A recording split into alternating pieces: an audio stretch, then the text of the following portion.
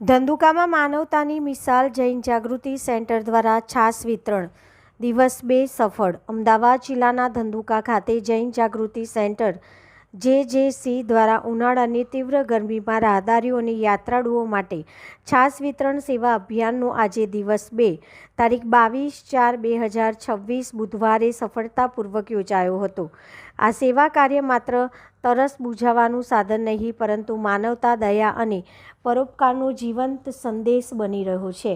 ગરમીમાં તાજગી અને ઠંડક આપતી છાશનો દરેક ઘૂંટડો લોકો માટે આશીર્વાદ સમાન સાબિત થયો હતો। આ સેવા દ્વારા જીવદયા અને સહયોગ જેવા ઉત્તમ સંસ્કારોનું સિંચન થતું જોવા મળ્યું હતું, જે સમગ્ર સમાજ માટે પ્રેરણારૂપ બન્યું છે। આજે દિવસ 2ના શુભ પ્રસંગે JJCના મેમ્બરોએ પોતાનો સમય, શ્રમ અને ભાવનાથી આ સેવા કાર્યને સફળ બનાવ્યું હતું। ખાસ કરીને જૈનમભાઈ શાહ, ધાર્મિક બગડિયા, આગમન અક્ષત સહિત જૈન સમાજના યુવાનો ઉત્સાહપૂર્વક જોડાઈ સેવા આપી હતી।